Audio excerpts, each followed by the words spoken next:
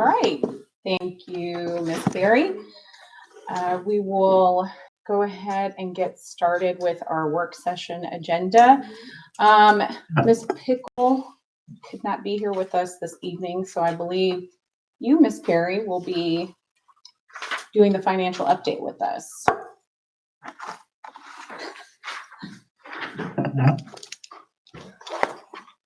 Since she is not here, and I didn't have time to really dig into these, I'm just gonna say that we're 6 months in, and we're 50% of our budget, so we're right where we're supposed to be. If you have any specific questions on anything that you see here, please email her. She's hoping to be back tomorrow. Okay. I will add that she was in this morning and I went home sick, nauseous midday. She talked to Tracy and I, and there were no items of concern. Okay. It was just generally, we're in our marks. She did indicate that property taxes seem to be increasing coming in now, so yay. We're in a peak right now with revenues. Excellent. Does anybody have any questions specifically that we might be able to discuss right? No? Nope. Okay. Thank you, Ms. Perry. All right, moving on to agenda item number 2, Red Bank debt service analysis and discussion. Cumberland Securities, John Werner. Mr. Granum. Well, thank you very much, Mayor, and Mr. Werner's not here. I see that. I was looking up and I didn't see any unfamiliar faces. I'm a little bit surprised. Maybe we can table it when he comes in. Okay, all right. We'll come back to it. Okay, we'll table it for now. This work session's gonna breeze. Okay, moving right along. Item number 3. Accept playground feature donation valued at $18,1876.56 for Hamilton County Parks and Rec, resolution number 25-1763. Mr. Graby. Thank you, and good evening and happy New Year to the commission. Happy New Year. Bringing a resolution today, just like Mayor Berry just said, Mayor Dalton. My apologies. Let me start that over one. Just like Mayor Dalton just said, of accepting playground equipment, installation, and procurement from Hamilton County Department of Parks and Recreation. So first off, a huge thank you to Director Matt Bowles from Hamilton County Department of Parks and Recreation for reaching out. They have some extra ARPA funds that they were looking to spend, and so they wanted to reach out to some of the communities that are in their county, and they thought of us. This playground feature no, I didn't have to point it to. We will be getting is a climbing feature. So it's something that is recommended from our Parks and Recreation Master Plan. So in the short window of time that we had to find something that would work, this seemed to be a great fit. We're looking for the installation to be at White Oak Park. So it'll be offset from where our new playground is with the pour in place. This new climbing system will have engineered wood fiber for now. And will be, again, all the procurement and all of that is taken care of by Hamilton County. All we are doing is accepting this gracious donation from them. Excellent, thank you. And when you're talking about you're talking about mulch as the surface right now? Yes. Hopefully with plans to expand the pour in place surface in the future. Correct. So something that you'll be seeing that Parks and Recreation is putting on our section of the capital improvements plan, we'll be doing pour in place surfacing for all of our playgrounds in the future. Wonderful. So yeah, so this will be something that'll give a little bit more action and adventure to our park participants, but it does fall in line with the same age category as the play equipment that's already at White Oak Park. So it's not above it, and it's also not below it. Wonderful. Do we have any questions? Just comment, Mayor. So Hamilton County purchased it with ARPA and donated it to Red Bank. They will be. We need to create a donation, and so Arnold will also whip up all of the contracting things, and then with the city manager or his designation, can sign off on accepting that donation, and then they'll be able to finish it through. But yes, that's correct. Thank you. I just had a comment as well, which was a compliment our Parks and Rec department, which is you and Tegan, for being ready to act on something like this, and our community development department for having a great partnership with Hamilton County Parks and Recreation so that we can take advantage of opportunities like this, especially ones that come up without much warning. Yeah, well, and a big thank you to the commission as well for giving us the tools to be able to act quickly with the approval of the August 6th first ever Parks and Recreation Master Plan. So thank you to y'all. Okay, very exciting. Thank you, Mr. Gravy. Thank you. Okay, moving on to item number 4. Deputy Chief, please come up to the podium. And thank you for joining us this evening. Yes, we're going to tag team this right here together. Okay. Chief Siler he wrote this document, so he said, I want to be there to help present that. And I said, absolutely. But reading off of here, the Red Bank Fire Department, Red Bank, Tennessee, serves the community by providing fire protection, emergency medical first response service, vehicle extrication, hazardous material mitigation, and life safety inspections, fire investigation, and public education. When the city was established in 1955, fire protection was provided by a private concern on a subscription basis. And this was established in 1955. They relied on a volunteer staff and relied on community members to provide fire service. As the population increased, so did the demand on the fire department. In 1971, the City of Red Bank Fire Department was organized by ordinance of the City Commission. In the late 20th century, the fire department transitioned to a more professional model, incorporating full-time firefighters along with volunteers.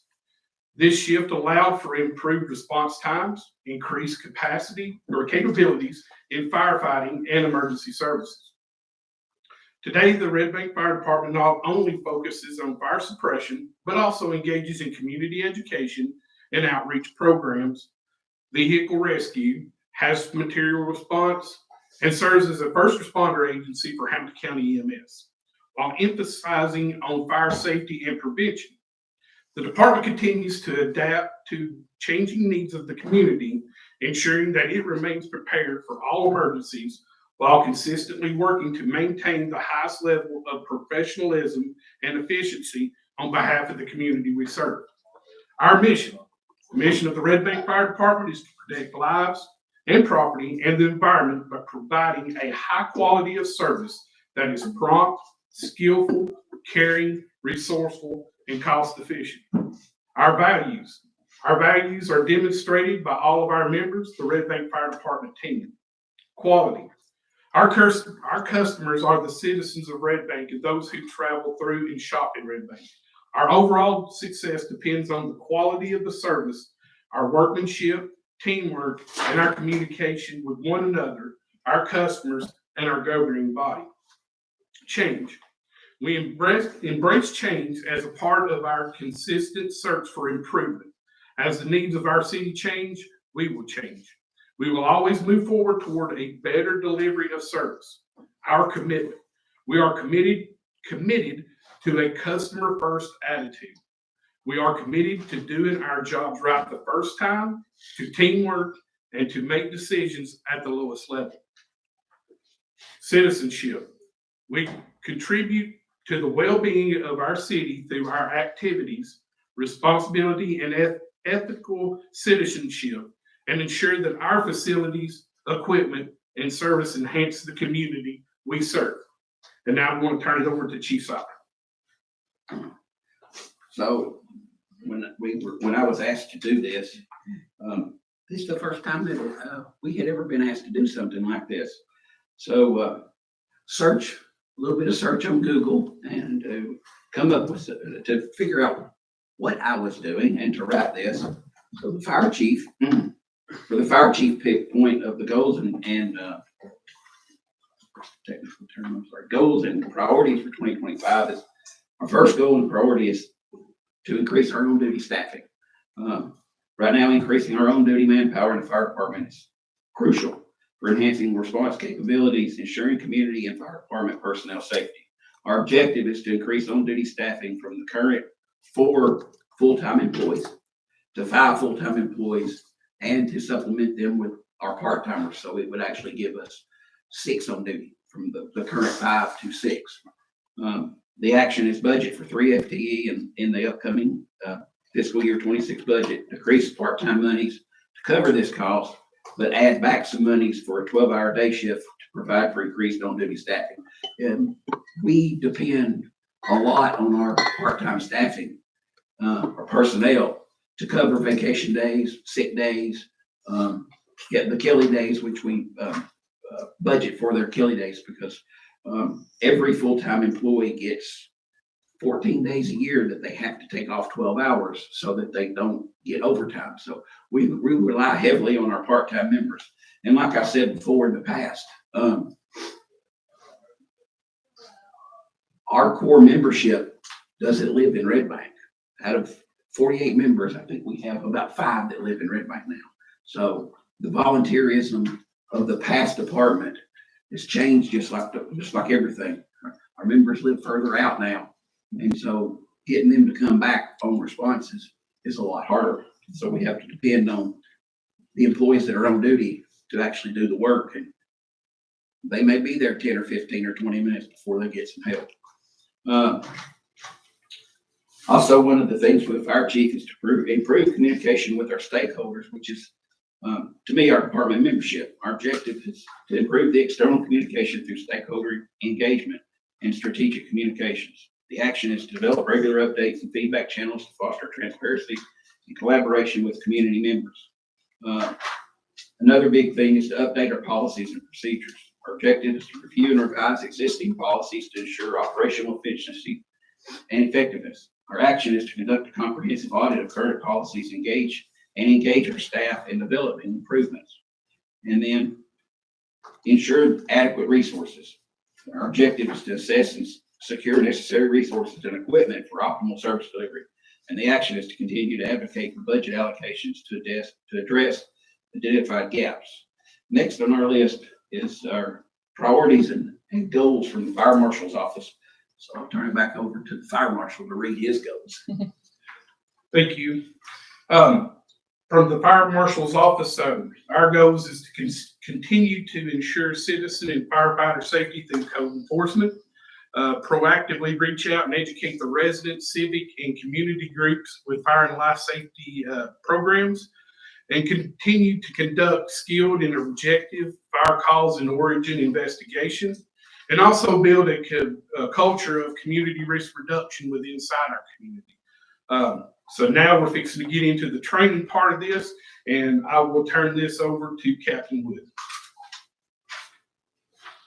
Good evening. Good evening.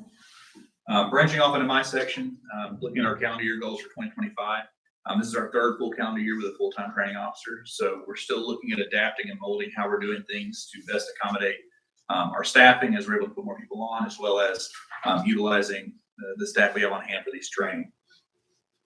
As far as our training program, we're continuing this with training offerings, our instructor cadre, facilities and props, as well as supplementing these with outside training opportunities. Our highest priority still remains to prepare our firefighters to respond and perform the tasks necessary to save lives and protect property of whatever emergency may arise in Red Bank. It gives a breakdown of some of our employee incentive training and how it's laid out for the year. What this is the state of Tennessee has an incentive program for completing a certain amount of training that's state approved. For our incentive program for 2025, we've got 48 hours of in-person class training, as well as 14 hours of computer-based training. This makes up for any days that the firefighters might miss throughout the year. That way, at the end of the year, there's not a, hey, you're missing this many hours, you're not getting a check. So just some breakthrough in there. Even though this just says 48 hours and 14 hours, our training requirement still remains that every firefighter has to have 192 hours of regular firefighter training a year, 12 hours of driving, 12 hours of officer training, hazmat and medical training on top of this. So even though this just says 48 hours, we still have to do a whole lot more than this. Moving into instructors. So even though we have one full-time person that's able to accommodate this training, that's not nearly enough a lot of times. Think back, Mayor Dalton, when you came out and we were able to do VES training. That's a very hands-on and intensive drill where thankfully we've got enough people on crew that we can move people around to help accommodate it. That's a drill that normally would take 3 or 4 instructors. So one thing we've been able to do is this past year we added some overtime money in there to be able to bring in personnel on overtime to come in and help with training. A large A group of our staff also hold fire instructor credentials, so that allows us to bring them in and utilize them as well. One thing we're looking at doing this year is potentially finding ways to incentivize our part-time personnel. One way that we do this normally is through specialized training and specialized opportunities. Another thing is financially. So if our full-timers come in on off duty, they get overtime to do this. So one thing that we're looking at doing is working with City Hall to create an instructor rate that's equitable to what a full-time person would be making to come in and do that same task. So that way we've got part-timers coming in and teaching. They're still making that increased money just to make sure that they're getting a fair share of what's going on. Moving forward to facilities and equipment. Though the foundation of training is going to be the cadre and the firefighters, we can't do this without things to train on. Over the past 3 years, we've made great advancements out there at Station 2. If you've driven by, you can see most of them from the road. As we continue doing this, some things we're going to continue to work on. Our fire training structure, it's out there. We've been working on building on it for a while now. We're still in there welding and cutting and building onto it. During 2025, some things we're going to start working towards is exterior decking and handrails, roof access for technical rescue, and rigging points, as well as moving on to preparing burn cells inside the tower on the first and second floor to be able to do live fire evolutions inside of that tower. That way we can get to our bread and butter of putting our guys in live fire and be able to see that they still maintain those skills and they're still prepared to operate in that function as needed. Our extinguisher prop, we received this, I believe, in November. So as we're continuing to prepare curriculums for both internal and external, we're looking forward to be able to offer that to the public as a public service to be able to come out and teach fire extinguisher classes, whether it be at the schools or businesses or at civic groups. Finally, outside training and professional development to supplement the training that we do in-house. There's a lot of stuff that we send outside, whether it's because of specialization or the higher level of education. A couple examples of these, we send a group of instructors, the fire department's instructors from conference in Indianapolis every year. Investigators are all sent to an investigators conference that specializes inspectors the same way.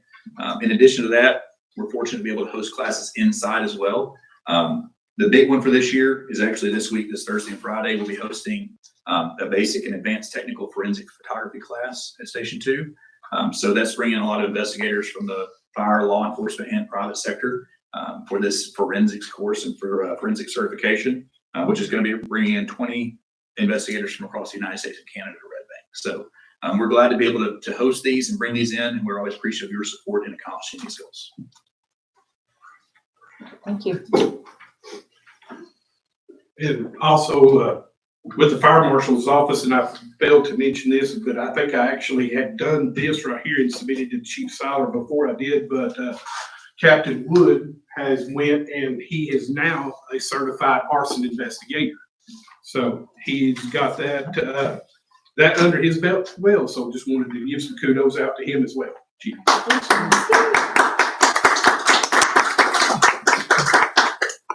And so when I was asked to do this, I employed everybody that had a division to come up with their goals. So the same thing with our operations division. There's 3 captains over the operation division. So I placed it into their lap to come up with their goals and priorities for 2025. So the three captains got together, and I'll read what they wrote. Enhance emergency response times. Aim to reduce average response times by 10% through strategic development of resources and improved communication protocols. Implement a quarterly review process to assess response data and identify areas for improvement. I've lost my voice with my medical condition, so the hot tea keeps it. I'm glad you're here. Me too. Yes. Strengthen training and development. Conduct monthly training sessions focused on advancing firefighting techniques, emergency medical services, and incident command systems. Encourage participation in external training programs and certification courses to broaden skill sets. Community engagement and education. Increase community outreach efforts by organizing at least 6 fire safety education events throughout the year. Develop partnerships with local schools and organizations to promote fire prevention and safety awareness. Equipment maintenance and upgrades. Establish a comprehensive maintenance schedule for our firefighting equipment to ensure readiness and compliance with safety standards. Identify funding opportunities for updating outdated equipment to enhance operational efficiency. Mental health and wellness initiatives. That's the big thing in the fire service now. Implement a wellness program that includes mental health resources, physical fitness activities, and stress management workshops for all personnel. Foster an open environment for discussing mental health challenges and encourage support among team members. And then they wrote a little conclusion. I actually like this. By focusing on these operational goals, we will not only improve our efficiency and effectiveness, but also reinforce our commitment to serving our community with excellence. Your dedication and teamwork are crucial to achieving these objectives. Let's work together to make this our best year yet. Thank you, Chief. And that's it for our goals and priorities for 2025. Excellent. Anybody have any questions? Got a minor question. In the operations division, they aim to reduce the responsive times by 10%. What's the starting point there? What's the average response time? Our average response time for all calls is about 5.5 minutes. Now that's for everything. Non-emergency responses to, it's everything. So the idea is some technology to get out of the fire station faster. That would reduce the response time. Things like that. The first arriving boards helps with that. Calls are popping up on screen before they come across the alarm system in the building. So they're already seeing calls on screens on the TV screens with the first arriving before dispatch ever comes them out. So things like that. Cool. Yeah. Great. So their goal is to get out the door faster. So we'll see what they come up with. Thank you, Chief. Thank you.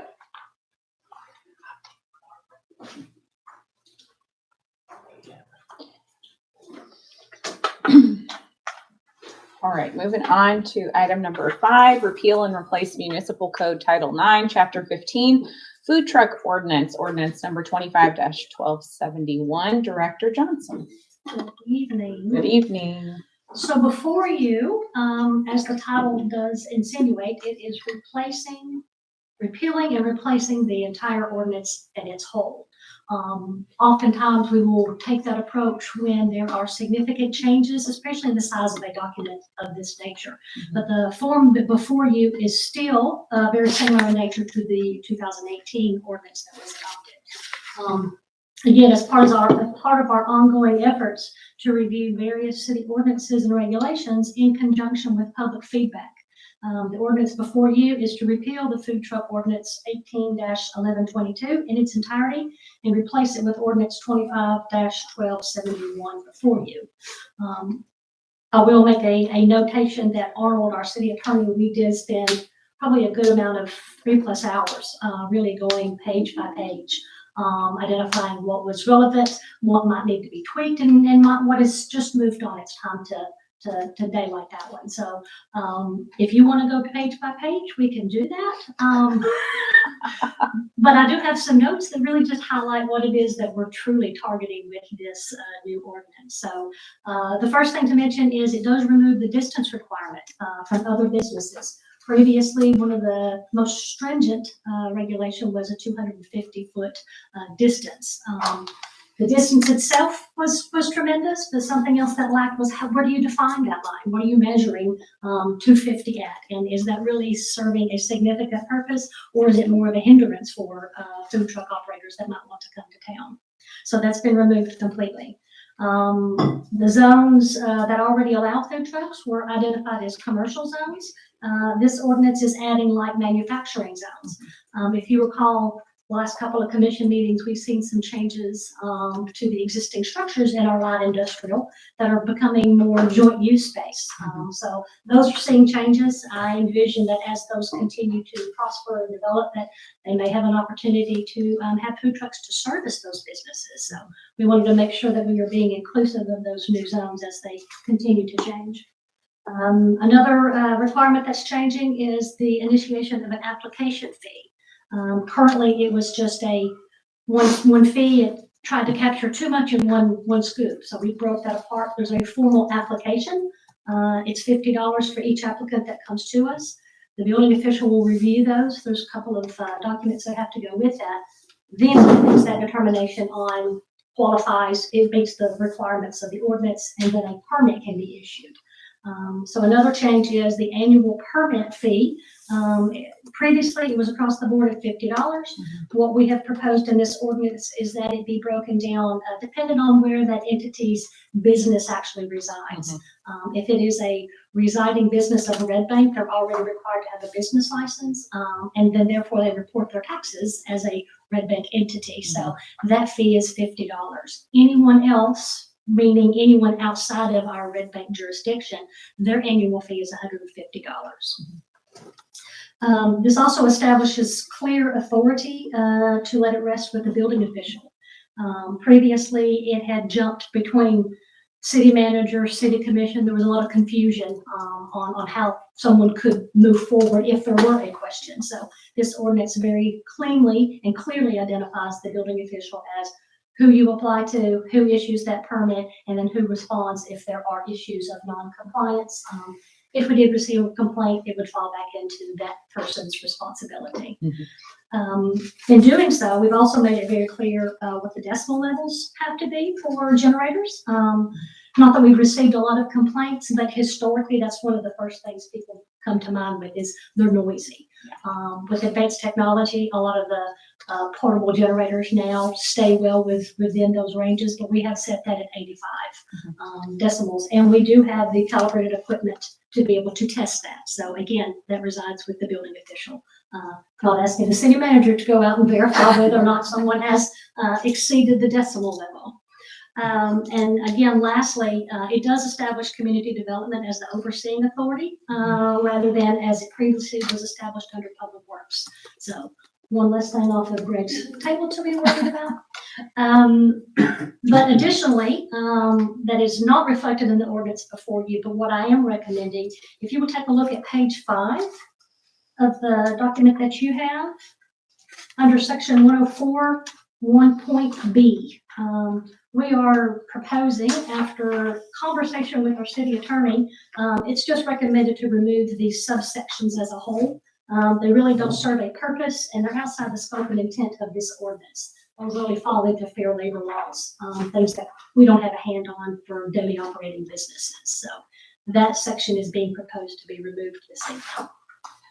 Could you repeat that? You said page 5 and which Page 5 on the top of it, you'll see it's kind of split. those subsections? Yeah, those Okay. 1, 2, and 3 subsections of Part B. Okay. Yes. So again, they're getting into, photographs of permittees. We know, turnover. So to try to do that on the front end is not really serving any type of a purpose. Yeah. Business operators are required to comply with fair labor laws. Right. Those types of things. So it's not really within our intent of this ordinance to get into those weeds. Right. Yeah. Okay. Thank you. And beyond that, that's really the heart of what's changed. And what we're trying to make sure that we continue to take a look at. If you know, like I said, the last ordinance was in 2018. So a lot's changed. A lot of new technologies, a lot of new interests, and a lot of different outlooks and perspectives on how the city can continue to grow from an economic development lens. So that's what this ordinance is trying to address. Thank you. Go ahead. Will we need to make a motion to approve with the amendment Correct. of taking out that subsection? Yes. Okay. Could we I will get a have clean some wording wording. for that ahead of time? Okay, thank you. Yes, It's going to be all of B in the just the subsection. subsections of B. Okay. B itself still identifies the operator that has to obtain and maintain a Hamilton County business. Okay. Wrong, sorry. Identifies their physical address. Oh, okay. That's a little bit more business ownership versus the employee. Sure. Yeah. Okay. So it's I, and I. Yes. Yes. Double delete, okay? Correct. Thank you, Leslie. Do the fees go into the community development? No, those any fees that are collected, they go back into revenue of just the general fund. Okay. All right. Thank you. This is kind of a side question, but it is connected to one particular part, the fees. You had talked to us a little bit back about developing like a separate document that would contain all of the fees for Fee schedules. everything. Yeah, the fee schedules. Correct. That And is in the that's in works. process, and that will be part of that, right? The food truck ordinance, permit fees and everything. Yes, it will be clearly identified under community development, what fees are being charged and Okay. what those are. So yes, I hope to have that to you next month. Okay. That's been a collective between all departments. So if you Mhm. think about any fee that gets captured, the idea is to have it as an appendices to a ordinance that establish it, makes it a little bit easier for changes in the future. Yeah. Plus just to collectively go to one collection of what fees are being charged. Great, thank you. But Mayor, our Ms. goal is to Graham. include that with the budget process and Okay. annually, that the fee schedule typically is a part of the budget. Okay, It's a best practice. And that's where we look at the revenues as a part of the budget and the fee schedule is part of that. excellent. Any other questions about the food truck ordinance? Okay, thank you, Director Johnson. Item number 6 is not actually occurring during the work session. The audit presentation with Brian Wright. He will be at our regular commission meeting for agenda item 25-881 to present our fiscal year 2024 audit. And you can find copies of these on the desk back there if you would like to go ahead and look through. And item number 7, Tennessee General Assembly back in session on January 14, 2025, agenda item 25-882.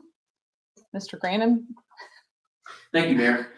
It was requested by our senator that we just note in our proceedings as a commission that the legislature's back in session. So we figured this is a best practice. And so when we get those requests to note those milestone events from the legislature, we'll just slip them as an agenda item. Excellent, thank you. Item number 8, reappoint Vice Mayor Berry as representative to the TPO, agenda item number 25-883.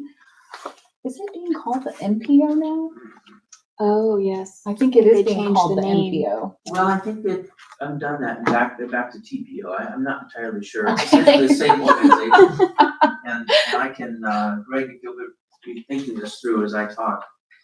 The TPO is the executive, and the TCC is the more worker bee. And so, Vice Mayor Berry will be appointed as the seated member of the executive board. And Public Works Director Tate is the seated member to the Transportation Coordination Committee. And it's important because those are public meetings and they have to have a quorum. So they need to know who's supposed to show up and represent all the jurisdictions in the TPO. And it goes all throughout the Chattanooga area and down into North Georgia. I think there's a couple of dozen of jurisdictions that are formally seated on these entities. And then I am the alternate to both, Vice Mayor Berry and Director Tate. Yes, and Vice Mayor Berry has served in this role for over 3 years now, 3.5 years or so, and has done a wonderful job, and I appreciate you being willing to continue serving in that role. Well, I'm excited for an opportunity to try to steer our larger region in the direction of Vision Zero, and recognizing that decision makers and policymakers have a role in ensuring safe streets for all. Indeed. Not just in Red Bank, but and not just in Chattanooga or Hamilton County, but the whole In region. the region. Yeah, wonderful. Thank you so much. Item number 9, a beer board meeting, Walgreens off-premise application by Cindy Jensen for a beer permit at the 4039 Dayton Boulevard location due to change in management. Ms. Perry, she's planning to be here this evening, we hope? She called earlier, so I'm assuming she's gonna be here. Okay. So she'll be present at the 6 o'clock meeting for us to ask her questions before voting.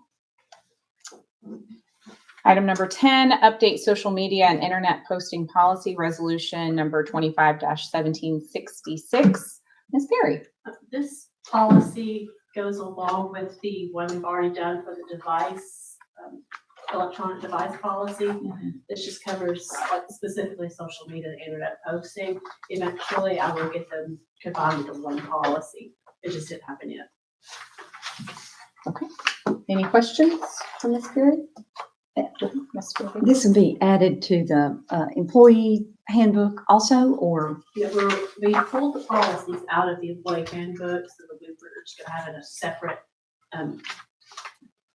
policy manual, sorry, lost my train of thought. It's actually located on the employee portal on our website. Once I have all of them done, then I'll have a hard copy. Thank you. Any other questions? All right. Thank you. Moving on to item number 11, accept 2025 HIDA grant in the amount of $19,000 for the police department, resolution number 25-1764. Chief Seymour. Good evening. Good evening. This item is really nothing new, but I do know we have a new member on here. So we participate in a grant provided by the DEA, which is referred to as HIDA, which is High Intensity Drug Trafficking area. So it allows us to participate in a task force put on by the DEA in certain different parts, but obviously we're here locally in the Chattanooga officer. And so what it basically does is we get grant funding to help pay for overtime costs and all for that member that works for that team. So this is just every year. We have to renew that because they renew it each year. So this comes before the commission to vote on. Excellent. And I can go in more detail if y'all have any questions or no. It is 100% no match, Yes. right? Right. You said, okay. Yeah, we pay the officer's salary, and what it is we have a detective or narcotics detective that works here that is on call here, but he does a lot of work at the DEA office, and then not only working in cases in the greater Chattanooga area, but also will work on cases here locally too. But Chief, would you comment on, he carries actually a unique level of credentialing in this task force too, doesn't he?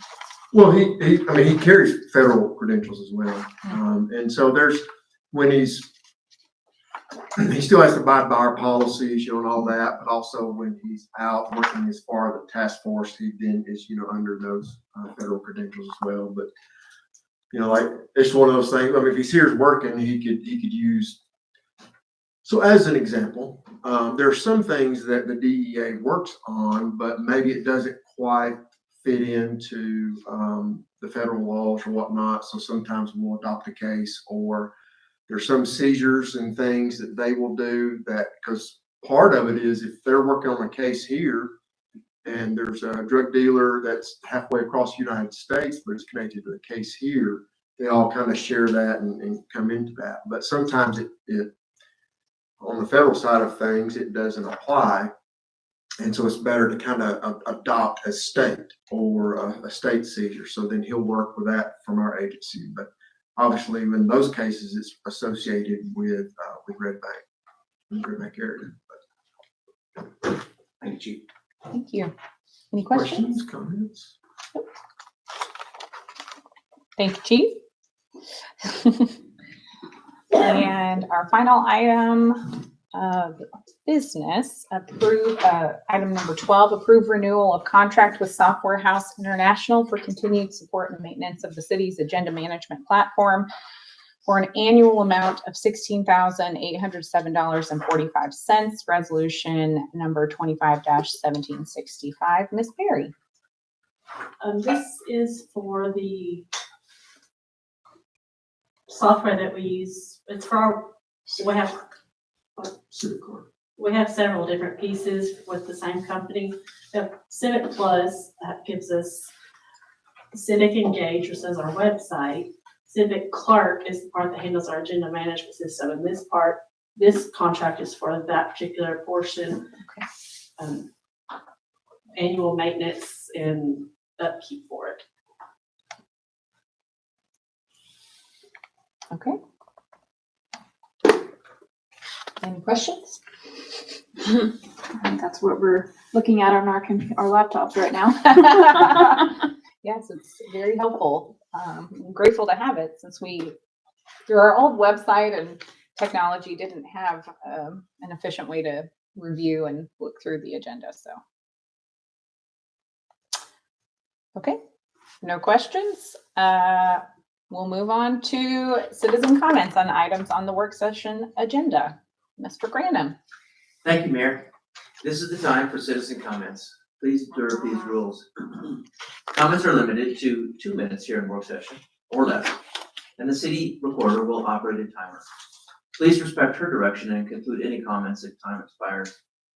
Comments should be addressed to the board as a whole and not to a particular commissioner, the city staff, or the audience. The commission is here to listen, not to respond or engage in back and forth, so please do not expect a reply during citizen comment. At this time, citizens are invited to the podium. Please begin by stating your name and address. Okay. No comments. So do we have any other business to discuss before we adjourn our work session? I just wanted to give a big shout out to our public works department for handling all the snow Heck yes. and the long hours they worked. Yes, that was in my mayor's report, but we can thank them twice. Yes, we can. Yes, Andy, we're very appreciative. It was an interesting couple of days.